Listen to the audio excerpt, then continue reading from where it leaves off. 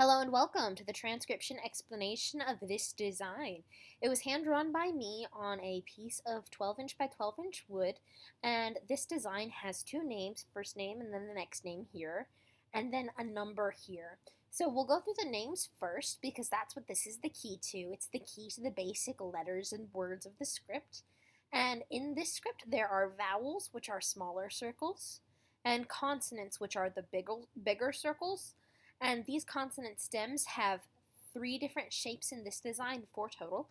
And there are circles inside the word circle, which are the letters in this row. Circles that are like a bite taken out of the circle, they're called divots. And there's a deep divot like this, where it's like a horseshoe or an omega that curves back in on itself. Those are in the top row. And then shallow divots, which don't curve back in on themselves, and they're in this third row here.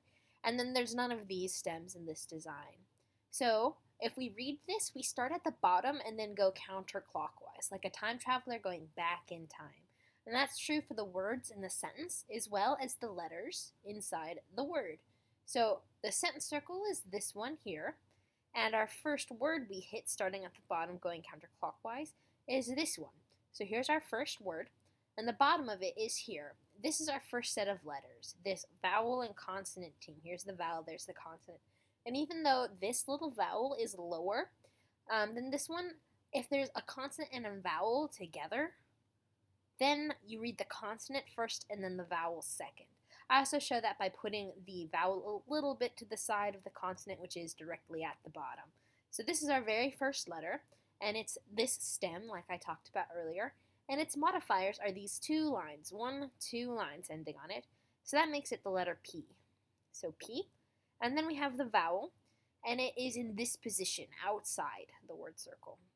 So that makes it the letter A. So here we have a P, A, continuing around. Here we have our next letter, and this is all by itself. There isn't a consonant right here. There's just the modifiers. The next consonant is way over here. So this is by itself. So you read it by itself, and this is the letter U. It's got a line radiating outwards. So U is like E, but with a line out. So that's the U. Here's the U. And then our last letter is here. It's a circle inside the word circle with three dots. 1, 2, 3 dots, and 1, 2, 3 dots. So that's an L. So P-A-U-L. Paul is our first name. Our next name is here. The bottom of the word circle is here. And it's a deep divot with no modifiers. This line passes through it. And modifying lines only count when they end on the letter, not passing through it. So this is just the letter B, no modifiers on a deep divot. And then we have our shallow divot here, which is in this row. And there are 1, 2, 3 dots on it, just like the L, except it's an R because it's this shallow divot shape. So 3 dots makes it an R. So B, R, and then here's the I. Unlike the U with a line going outwards, an I has a line going inwards. And these lines, they can curve, they can be straight, whatever. So long as they end where they're supposed to end, we're good. So this is an I. And then here's another A, just like that A. And then our last letter here is an N. It's like a P, but instead of 2 lines, like the P, it's only got 1 line. So 2 lines makes the P, whereas 1 line is the N. So B-R-I-A-N. So Brian is our next name. And then here's the number. And we have these digit rings going around a thicker decimal point. So this could also look like a number here, except there's no numbers and digits inside the digit rings. And these are usually just decorative divots on the word circle, but it's where you can put numbers.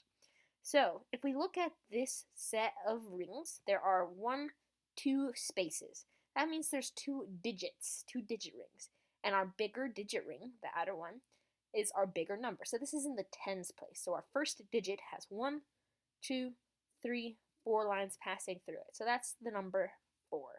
Then our next digit has 1, 2, 3 lines passing through it. So this fourth one ends, it doesn't pass through it.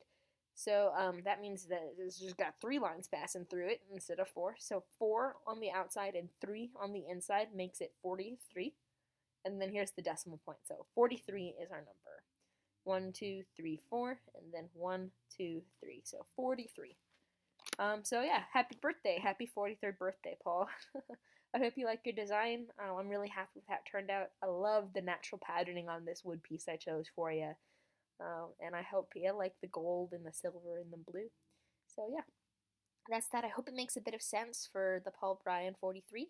I've transcribed onto the piece of wood, and it was all done mostly freehanded, actually. I didn't have the right shaped cups for getting the big ones. I used a plate for the big stencil, but I'm pretty good at freehanding circles. So yeah, that's your artwork. I hope you like it. Bye.